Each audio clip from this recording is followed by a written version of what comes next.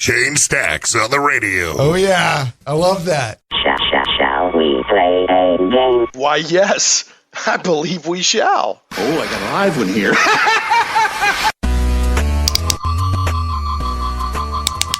Brent, I just checked the subspace frequencies, and I think we're good. The tricorder reports our subspace radio frequencies to Little Rock, and the known galaxy in general are good. So excellent. I don't know.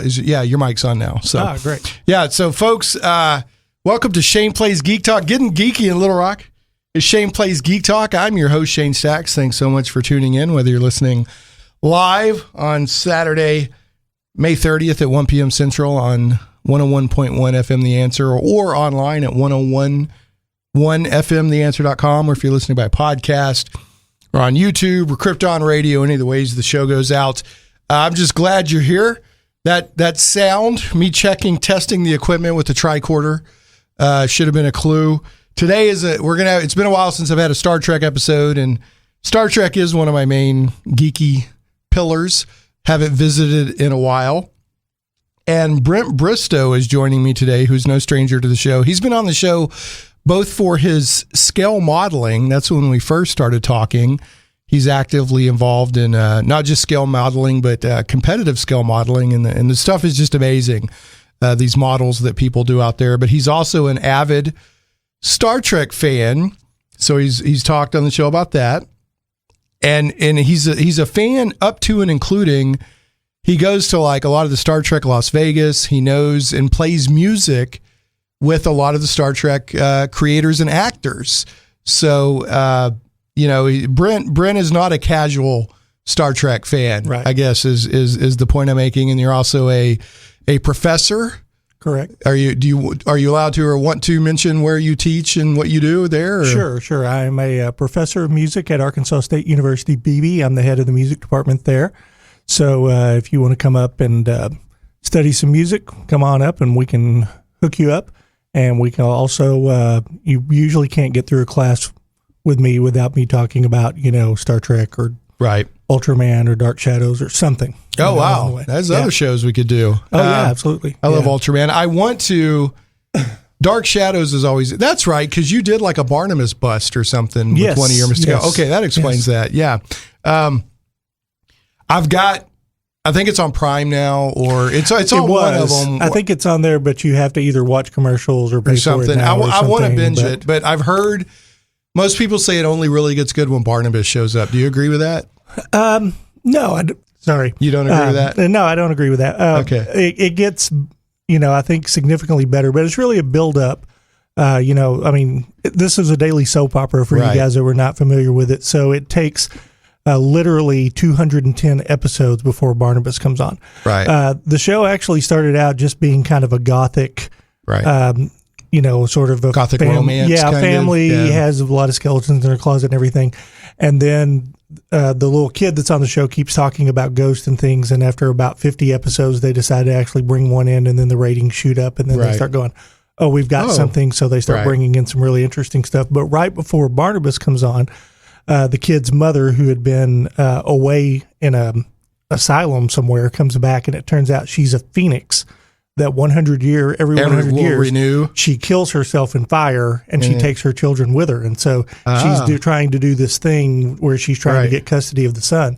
And so it's actually a really interesting story, and that's before Barnabas came on. So if you're missing that story, you're actually missing something pretty significant. Yeah. Okay. Well, and if people don't know, Barnabas Collins is a vampire, and correct. When Barnabas came on, some people kind of consider it like when Riker grew his beard. Right. You're right. So it just changed the tone of the show or something.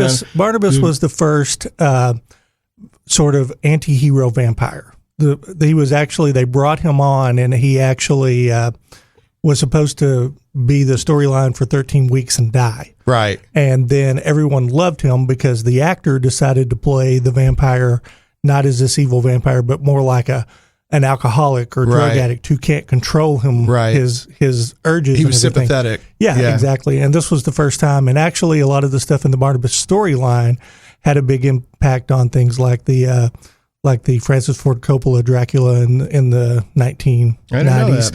Yeah, all of the stuff in that movie where Dracula is trying to find the reincarnated version of his wife, his love. That's right. all from the Barnabas Josette story from the original Dark Shadows. Interesting. Yeah. Okay, and we're here to talk Star Trek, not Dark Shadows. But did you see and if so, what did you think of the Johnny Depp movie? Except for the fact that it has 5 of the original cast members that just have a cameo that kind of show up. Aside from that, it was pretty awful. I mean, you don't think it represented? No. In fact, if you get on Facebook and you go on any of the Dark Shadows fan groups, one of the rules is you do not discuss the 2012 Dark Shadows movie with Johnny Depp. Well, it seems like every time they reboot something from the 70s or 80s that was a TV show, they have to make a joke out of it. Right. I don't know why. I don't know what the thinking is there. They think it can't stand on its own or something. But anyway, we're moving on. Yeah. We're not here to talk Dark Shadows. But I mean, that's a nice geeky topic. So maybe around Halloween we could do it. Dark Shadows. Yeah. And folks, I want to remind everybody today. Now, Shane Plays Geek Talk is not going anywhere. Okay. So I got to be clear on this. Shane Plays Geek Talk is not going anywhere. Shane Plays Geek Talk on the radio for either long term or short term or permanently or not. I don't know. This is the last show right now on the radio. And so we started May 30th, 2015. Today is May 30th, that's 5 years. It's a 5-year radio show run, which most shows don't do that. So, especially like local shows, that are a kind of a niche topic, that kind of an experiment, kind of a labor of love. So I've loved being on Salem here at 101.1 FM, The Answer. Loved all the people I've worked with. But for now, I'm going to go podcast only. So if you want to keep up with the show, it's not going anywhere. Just go to shaneplays.com and there's a Shane Plays Geek Talk link there, and it's got all the information on the way you can keep up by podcast. You can go to kryptonradio.com and listen to me there weekly. You can go to YouTube, subscribe, follow me on YouTube, Go Shane Plays on YouTube, and I put the show there. So there's plenty of ways to keep up with the show is what I'm saying. And I'd love for whoever listens by radio only to keep going with me on a journey into the things we love. But if for some reason you don't want to, or you just prefer radio only, I've loved having you follow me. I know there's people out there listening that interact with me quite a bit that I know that listen on the radio. So I love doing the show, and I've loved being on. I love talk radio. I love sitting here at the mic. I love, all the things about radio. I think that radio is a great medium. So, and maybe one day we will return to the airwaves. But for now, we will be on the podcast waves. So you can just follow Shane Plays Geek Talk as a podcast. It's everywhere. If you go to any of the major podcast services and search for Shane Plays Geek Talk, it's there. So anyway, enough of that. And this may or may not have anything to do with Muffin. Longtime listeners of the show will know that the head of my news team, Sal, his grandmother, and her dog Muffin would get upset when I didn't banter with my previous engineer, Zach. And crazy stuff happened. It would take a whole show to go over that. Just crazy things happen. Well, I've had a lot of pre-recorded shows and replays in the past couple of months. So listeners, and including Muffin and Sal's grandmother, never got a chance to really get to know John, who has been engineering the show.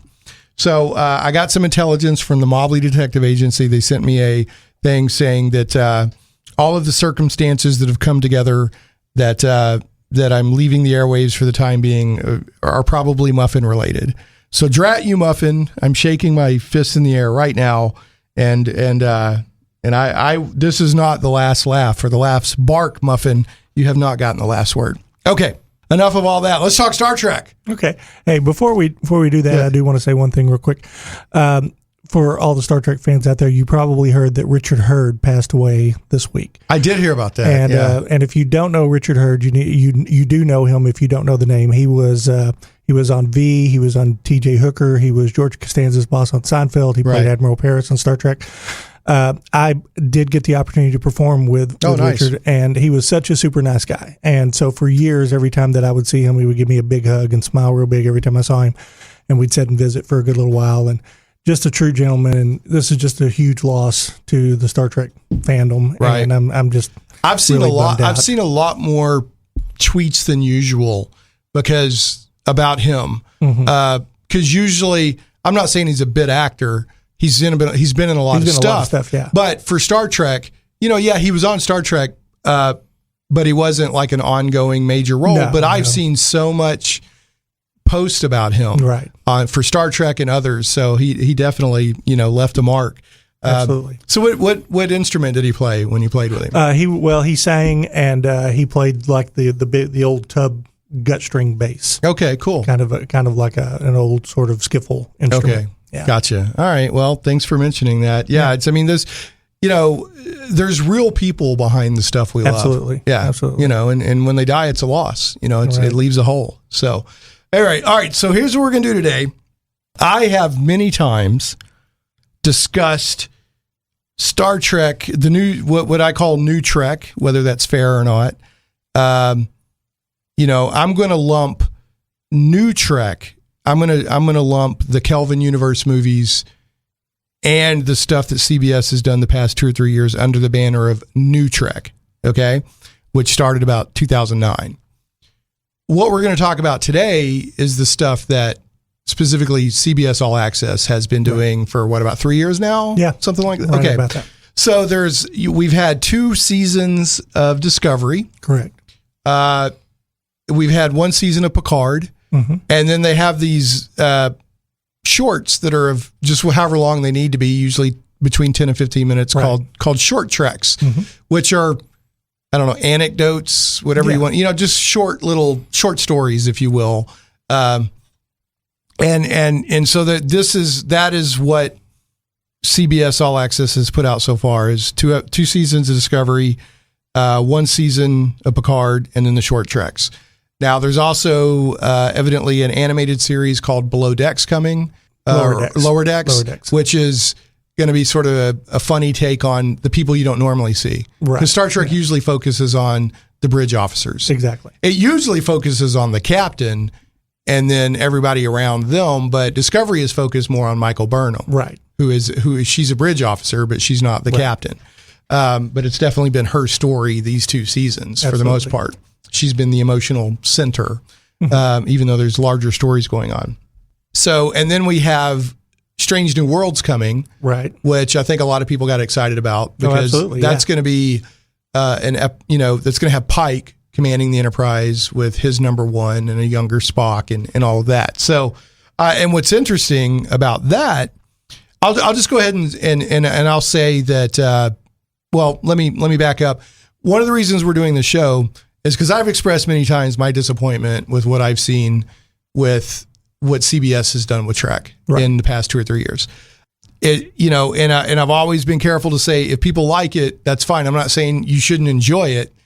I mean, I'm not here to tell you what you can and can't enjoy. Right, I mean, it's your entertainment. Yeah. As me, what I had seen, and this was based on, I watched the first episode of Discovery that they aired on regular CBS, and then they aired part 2. You had to go to the CBS All Access app to watch it. Right.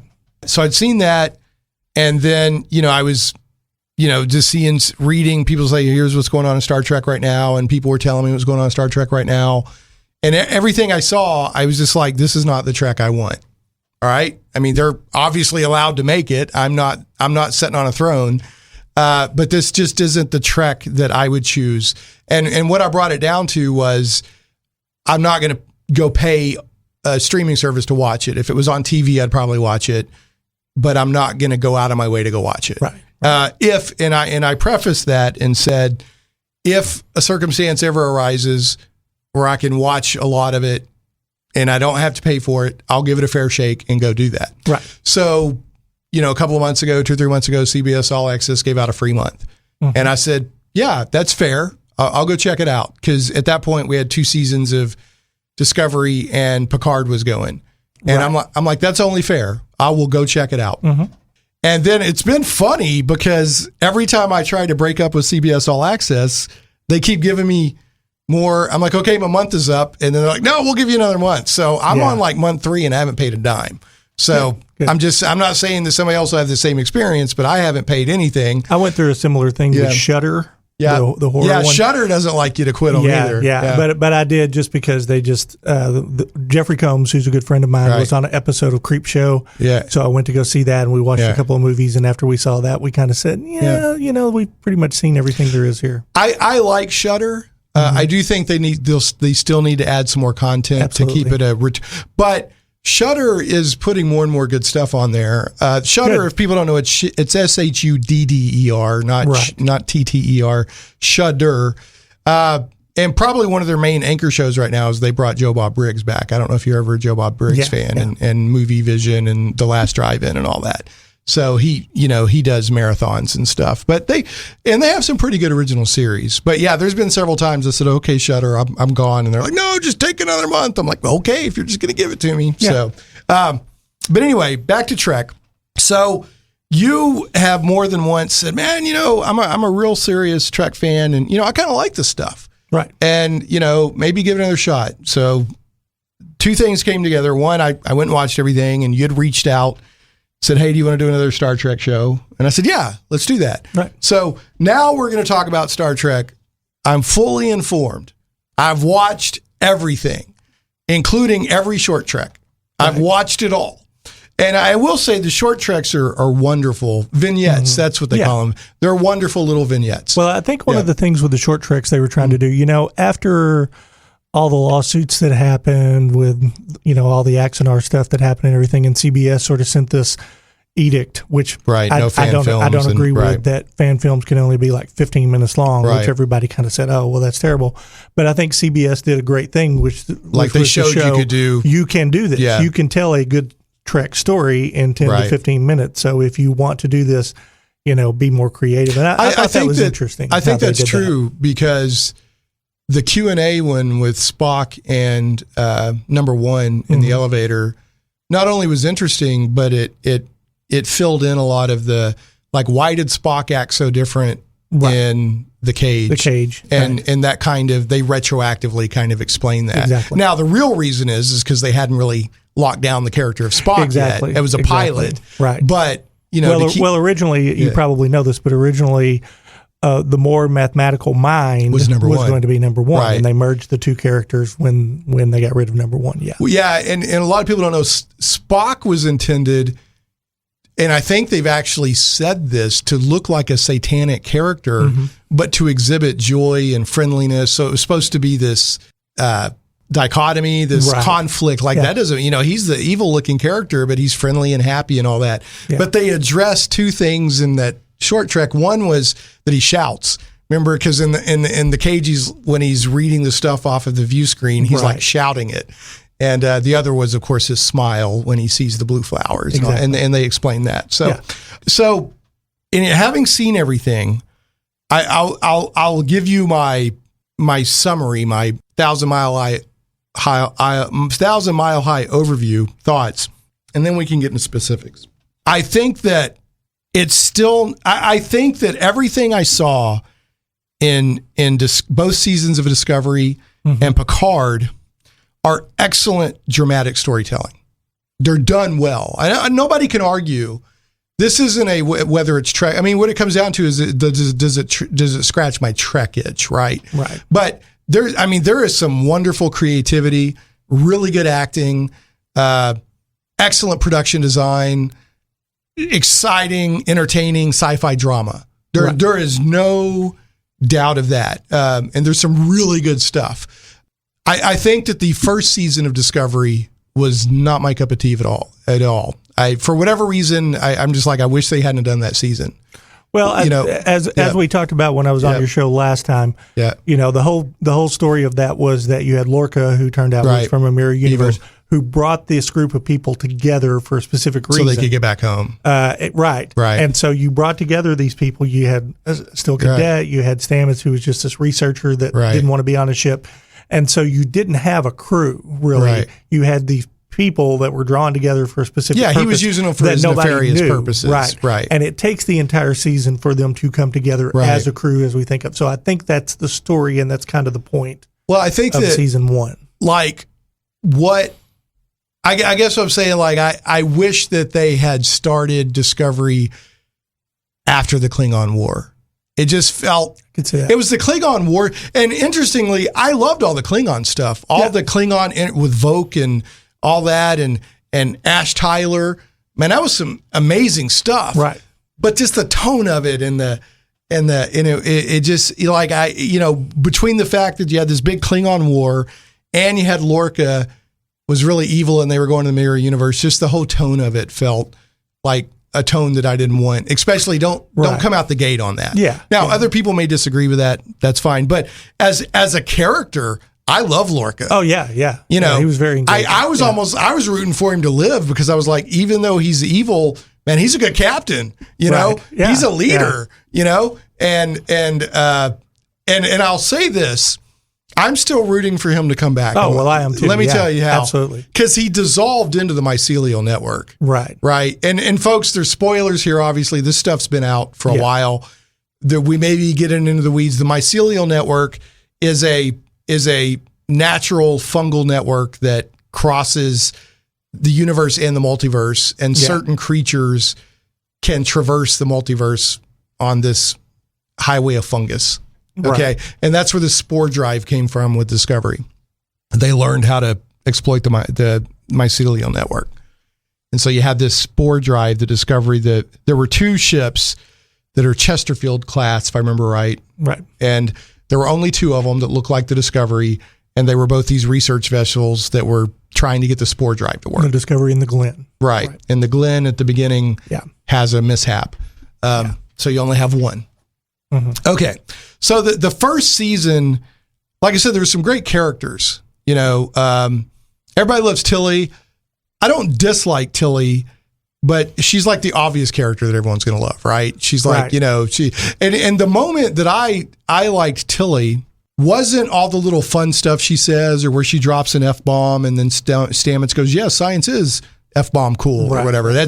It was when she went and sat down with Ash Tyler in the galley. Yeah. And that was the moment that I went, okay, I'm down with Tilly. Yeah. Not all the little fun, crazy social awkwardness stuff, which is entertaining, but that was a great moment. Yeah. That wasn't just a good Star Trek moment. That was a good creative storytelling moment. Right. She went and sat down with Ash Tyler after he had basically killed another crew member and all that. Right. So, but she's funny, you know. Yeah, absolutely. Yeah. I don't dislike her. She's a lot of fun. Yeah. But anyway, so I think that season 2 of Discovery is getting a lot closer to what I personally like the tone of Star Trek to be. I would agree. The one thing that I feel that it's missing still is Star Trek for me. The Star Trek I like is when they're dealing with current real world social issues in a sci-fi setting, because that gets people's shields down, right? Like the classic, everyone brings this up, the original series Star Trek episode where you had the people that are half black and half white, and they hated each other. Battlefield. Right. Yeah. And they hated each other. And then you find out, well, one of them they're black on the left and the other one are black on the right. And to us, it's silly, but to them, it means everything. I still haven't seen a lot of that in Discovery. I've seen excellent dramatic science fiction storytelling. I haven't seen a lot of what I consider Trek's, it's almost a mission statement for previous versions of Trek to tackle that kind of stuff. Right. Now, I don't see a lot of that. Now, Stamets, Stamets and is it Paul? No, Paul is Paul Stamets. Hugh Cofer. Hugh. I love those guys. Yeah. They're great. Absolutely. But I mean, that's not really tackling anything, right? It's representing, but right. It's representing, but they're not really exploring or trying to get people to, and I love Stamets is one of my favorite characters. Yeah. And as things went on with Hugh, I got a lot more interested in Hugh and everything. Right. But yeah, Stamets, him and Hugh, they're in a same-sex marriage. Right. And then they reveal that, is it Jet Reno? Yeah. She mentions that she had a wife. Right. And by the way, I love Jet Reno. Yeah. Jet Reno's way on the top of the list of my favorite characters. Yeah. She's fantastic. I I could watch probably a Jet Reno show. I like her, and she's a very cool engineer that they find who's kept a lot of people alive by just using engineers. Like, they're like, are you a doctor? Nope, I'm an engineer. Same thing. And she's kept all these people alive, and she's got a really good sort of gruff. I don't know. I liked her immediately. So there's a lot of wonderful characters. Exactly. In Discovery. But like I said, and the second season was getting more, I think it's getting a little bit more like, okay, that's the Star Trek I'm kind of hoping for. Yeah. But I still prefer a more episodic, contained episodes and they're saying I've got a little thing here that I found. Yeah, there was a Twitter thing that went out from One Perfect Shot, and they described Star Trek Strange New Worlds, says it's designed to please fans of classic Trek, bright, hopeful, episodic adventure. Right. So, and I'm very excited for that. Well, I think they lean toward that because if you remember in season 2, the Admiral said that they kept Pike out of the war because he was the best of them. Right. That was a great moment. He was what they thought represented the Federation the best. Right. And and I find it interesting too. And I may have said this last time we kind of talked about this, but what I find really interesting about Discovery is that over the years we've seen these captains with these crews that have done some questionable things. You've seen. Mm-hmm. We've seen Ron Tracy. We've seen Captain Merrick. We've seen, in the original series, you see Captain Ransom and Voyager, who's using the creatures to get back home. And so we always see the best and brightest on the Enterprise or even on Voyager or whatever. But we know that these crews that are a little more dysfunctional exist. And so to me, it's kind of interesting to see the other side of that, to see what really is the average of, if you're serving on a crew, what are the odds that you're going to be on the Enterprise versus you're going to be on a ship like Discovery? So I find that really interesting. But I think Pike did a lot to really kind of bring that in. And Pike came in like it was an entire tonal change when Pike showed up. And I've got to say, Anson Mount, he's brilliant, is amazing. He's really, really good as Pike.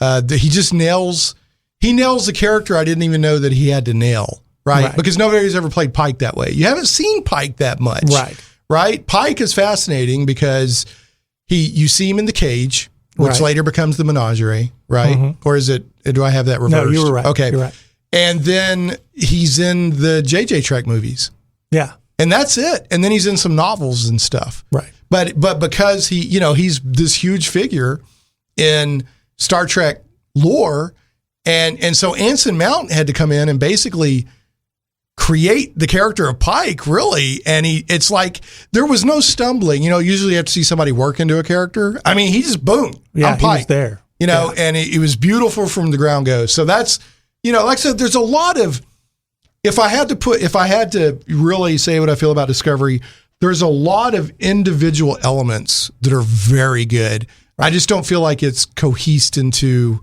what I would want out of Star Trek. But now I'm looking towards Strange New Worlds. Right. Because they're signaling, we know that a lot of you guys out there want this. Yeah. So we're going to give you this. Well, the flip side of that is let's consider this for a moment. Now, of course, for me, the first season of the original series right out of the gate, was pretty brilliant. When you have episodes like Balance of Terror, even Miri, Charlie X. I mean, those are just great episodes in season 1. But if you look at season 1, season 2 of Next Gen, Deep Space Nine, they took a while to get their legs. They took a little while. And so while, I agree with you that not everything is perfect, there are some elements they need to improve upon. But I also, when I compare first 2 seasons of TNG versus the first 2 seasons of Discovery, as far as just having their act together and Discovery wins. Discovery wins. I just disagree with Discovery's mission statement the first season, and a little bit was, you see what I'm saying? I mean, production wise, like I said, I can't fault them. They're amazing. Yeah. But so far with both seasons of Discovery and with Picard, the Federation and Starfleet don't feel like the Federation and Starfleet to me. Well, you're saying that that you think that Star Trek should reflect the times, and to me it does, because, I mean, I don't remember a time in my life that people have distrusted the government on many levels, and I'm talking both from the liberal and from the conservative standpoint. I mean, look on social media every day. There's someone criticizing something. You can't say from both sides. You can't say the sky is blue right now without somebody calling you an idiot. Exactly. Right. And so, to me, having these Star Trek series where you have characters like Picard, who is not, because that's the thing about Picard, is that in a dark situation, Picard remains Picard. That to me is what Picard is all about, and that he is like Pike. He is the best of them. And what's going on? Although he did admit that he made a mistake by just kind of checking out of this, feeling like I can't make a difference. For 14 years, he did nothing, and now he's regretting that, and he's trying to fix his mistake. And to be fair, what do you call it? What was the finale of TNG called? Best of All Good Things. All Good Things. Yeah. They showed your future is to be on a vine, right? So they had to tie that in too. That he retired to make wine, or to make whatever. Yeah. And I also thought it was brilliant that they tied in the Prime universe what happened that led to the 2009 Trek. But my point being that I think that today, in this day and age, with as much mistrust as there is with a lot of people in the government, I think it would be a really hard sell to have a Star Trek series where the Federation is perfect and the Federation leaders are looking out for us. So we even saw in Star Trek VI the corruption. We saw in first season with Contagion and some of the other episodes, the conspiracy, with everything going on, where there was some corruption within the Federation. So I'm having a hard time imagining there being a successful Star Trek series in 2020 where the government is perfect and nobody questions it. Right. And so I think it's brilliant that you have Picard, who has been sort of the poster child of the Federation for most of his career, who is now saying the Federation is not doing the right thing. The Federation is not the Federation anymore, and which he says in the first episode, which I thought was great. So, and that's where it gets back to. I feel like that it's excellent dramatic sci-fi storytelling, but is it really good Star Trek storytelling? But and I guess let me explain what I mean by that. And you're right. It's like, hey, we have to confront the times that we have now. Yeah. But in the past, Star Trek has always been, okay, things are bad now, right? Because when Star Trek first aired, like nuclear war could happen at any time, right? So the premise was, yeah, it happened. We got through it. We're better now. Yeah. We have come together and solved our problems, and now we're exploring the stars. And then as they encountered situations or governments or planets out in space, then they could confront the societal issues. Right. So if we pause it and say that Starfleet and the Federation are operating from a position of weakness and corruption and failure, is it Star Trek? And for me, it's not.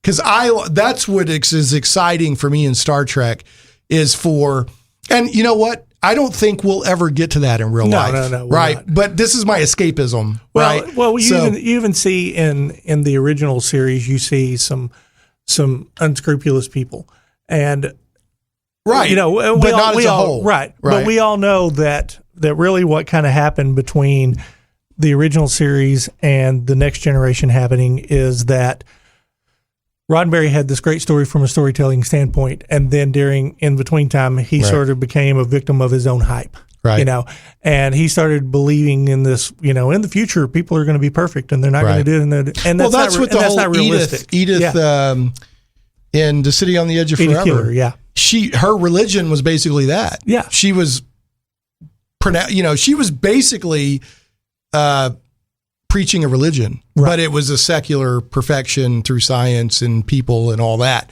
Anyway, we got to get to a break. When we come back, we're going to keep it up. Okay. I mean, like I said, and I want to end or not end. I want to say this before we go to the break. I actually enjoyed Star Trek Discovery and Picard. Well, Picard, the first episode, I was like, I like this. Right. Discovery, I didn't. It felt wrong, and like the tone of Discovery, it's the tone, not so much the story. Like they turn Mudd into a psychopathic killer. And I don't remember him being that way in the original series. So it's like they turned things up to 11 on the cynical dial, right?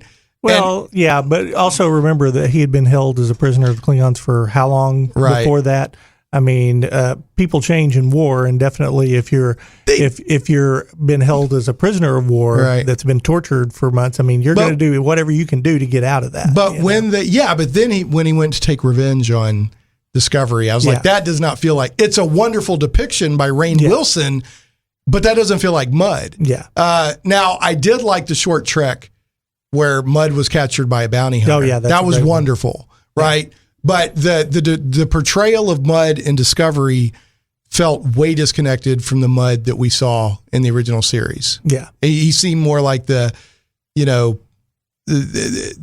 grifter type, but not a homicidal maniac. So, but anyway, but overall, tone things aside, I did enjoy Discovery more than I was expecting. Yeah. There were elements of Trek in there more than I was expecting. Good. Okay, so I want to say that. Let's get to a break. We'll come back and talk a little bit more and maybe try to get to Picard as well. John, go ahead and take us to a break. Comic book lovers, visit thewildstars.com today. From the mind of author and comic book industry expert Michael Tierney, it's not just a comic book, it's a comic book novel. The Wild Stars is sci-fi and so much more. Learn the explanations behind UFOs and space gods. This isn't the Twilight Zone. This is the region of the Milky Way galaxy known as the Wild Stars. We guarantee you've never read anything like it. The complete comic book novel took 20 years to tell, with one reviewer noting, the story of the Wild Stars stretches ambitiously across space and time, from small-town murders to the destruction of planets, with every event given multiple layers of meaning. If you haven't read The Wild Stars, you're missing out. Visit thewildstars.com today. Are you a fan of thrilling adventure, daring suspense, and just a touch of romance? Kursova has you covered. Since 2016, Kursova has been publishing the very best in contemporary fantasy and science fiction, retro pulp, and for you D&D gamers, Appendix N style fiction. Based in Little Rock, you can pick up their flagship magazine locally or at Michael Tierney's The Comic Book Store on Treasure Hill Road or Collector's Edition on JFK in North Little Rock. Swing by one of Michael's stores and pick up an issue or find them on Amazon. CIRSOVA, doesn't start with a K, it starts with a C. CIRSOVA, Kursova Magazine. Check them out today. I want to go ahead and throw out some love to Game Goblins. Some goblins are your friends. Game Goblins is Central Arkansas's premier retailer of Magic the Gathering, Warhammer 40K, board games, card games, RPGs, miniatures, and hobby accessories. Call Game Goblins at 501-224-GAME or visit them online at GameGoblins.com. That's 501-224-GAME or GameGoblins.com.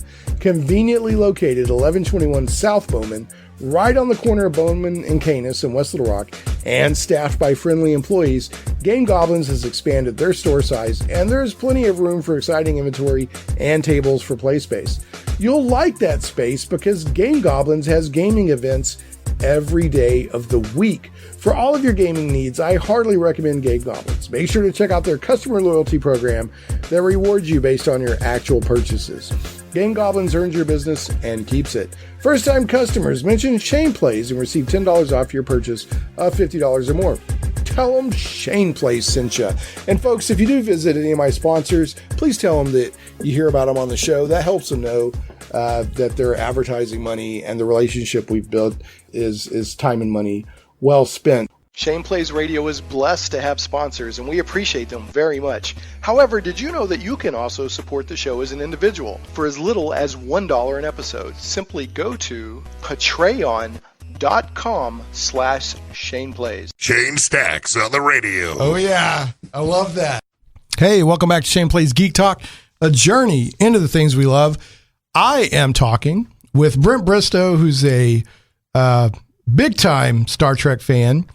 And he's asked me more than once to, once I finally watch Discovery and all that, to talk about it, because, I've been pretty outspoken that it's what I knew of it was not my cup of tea.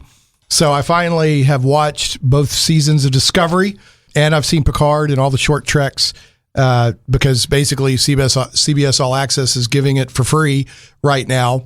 And I always said if I could just watch it, I'll watch it. Right. So, I'm not just going to fold my arms and, I just don't want to do that. And there have been, to sum up, if you're just joining before the break, to sum it up, the second season of Discovery, I think, went in a much better direction for me personally. The first season the tone just felt off to me, but other people liked it. Fair enough. One of the things that I had made a note here on Brent, I said, I think they made a mistake rolling out with the first 2 episodes of Discovery. It set a tone and expectation that actually reflect what the series would be. Yeah. I feel like if they would have started with the 3rd episode and then told the first 2 episodes through flashbacks or some other way, I think it would have been less jarring for me. I think I agree with that. Yeah. And I think a part of that had to do with the fact that, what was Brian Fuller, I think, that was originally involved. Yeah. He had I think he and CBS along the way he sort of had a very early, different idea what he wanted to do. And so I think that ended up kind of being a result of that split. Okay. You think? I think. So what do you think it would have been if we'd have had Fuller staying the whole time? I think it would have been more like what you saw in the first 2. Okay, the entire time. Yeah. Okay, well then, if that's the case, speculating, then I'm glad that, even though I have respect for what he does, he's produced a lot of good TV. I'm glad he moved on. So if it's not a good fit, it's not a good fit. Yeah, if it's not a good fit, it's not a good fit. Yeah. So anyway, Discovery, like I said, it's getting, it got more to my taste. There was a lot of good storytelling. There were moments where it felt like Trek. Yeah. Like when they go to Kaminar. Saru's planet. That felt like Trek storytelling. Yeah. When they went to Terra Elysium, that felt like Trek storytelling. That one to me really sort of stood out. I mean, bringing in Pike and then doing that episode, that really to me was sort of a return to form. It felt like Trek. And of course, the episode, if memory serves, I think is one of the best episodes. Where they go back to the Telosians. Oh yeah. That was amazing. Brilliant. Yeah, I can't believe I didn't even bring that up. Yeah. And where they tied into the cage in the menagerie. Yes. Yeah, that was fantastic. I mean, just the opening when they said previously on Star Trek, dude, and they had that. I even tweeted something like, I said that was very brave of how they did that. Yeah, because they said previously on Star Trek, and they showed scenes from the original teleplays. Yeah. But the way that they justified the tone being different was it was Pike's memories. Right. And I was like, that was brilliant. Right. That was done really well. And it told you what you needed to know while honoring what had come before. Absolutely. Yeah. And I also love the episode when he goes to get the crystal and he sees his future. And he knows that's what's coming, but he says, I'm not going to stop being who I am. Well, he says, I'm a Starfleet officer, and this is what, and that's what I'm talking about. It's like, he's like, we're Starfleet, get it done, and I love Starfleet moments like that. That's what, whether it's like, I'm just not willing to move into the future, right, or whether there's a specific core thing that is Star Trek that I'm missing, whatever it is, I want Star Trek moments like that. I want when Starfleet showed up at the end of Picard. Mm-hmm. And that felt like Starfleet. Yeah, absolutely. Right? That was like, and that felt like Starfleet. Well, reiterating what I said earlier, sort of, I still think that like what we see in season 1 is we see a group of people who are not really a cohesive Starfleet crew. And I think that's come together. And then Pike coming in as their captain and sort of setting the example, I think sets it even more. So if you look at it from, it's funny to me because people talk about how there's no character development. I think there's more character development in this than there is in a lot of series. I would never make that accusation. Yeah, exactly. And so there has been like tremendous character development among many characters. Exactly. I wouldn't see why anybody said that. Well, they're just looking for an excuse to. I mean, all you got to do is look at Saru. Oh, you know, and I mean Tilly has and I mean Michael Burnham, of course, is developing, but Ash Tyler, you know, you could even argue that there was character development with Pike because he had to confront his future and push through. So I would never. Oh, yeah. Like I said, it's really good storytelling. Yeah, I will never say that it's not. Everybody that is working to make that show good is doing yeoman's work. Right. That's not my point. It's just like, you know, there's a feel or a somebody said, I read somewhere said the Star Trek has lost its way in its soul.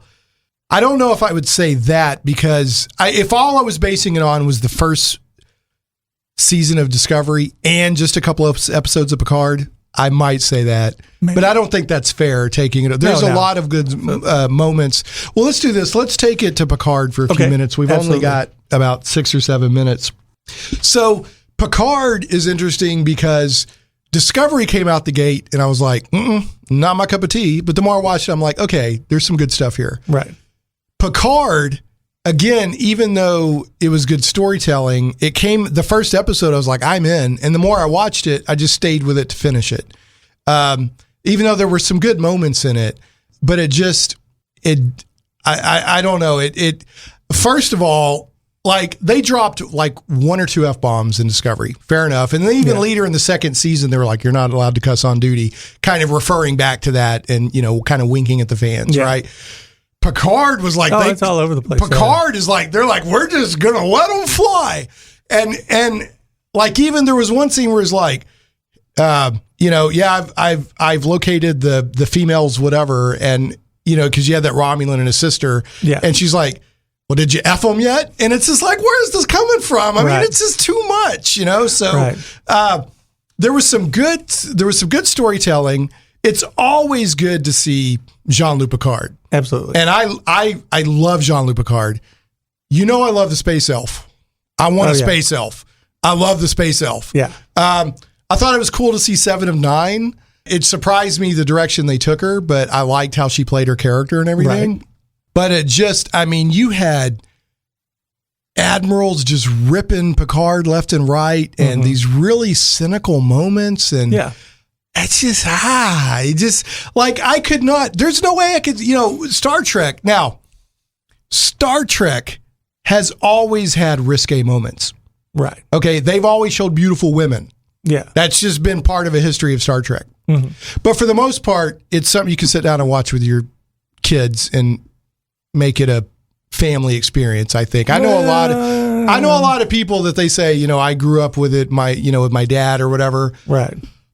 And maybe you could select some episodes. Say, no, son, we're not watching that one together. Right. But for the most part, a lot of the nitty gritty was off camera, right? Or suggested or implied. Right.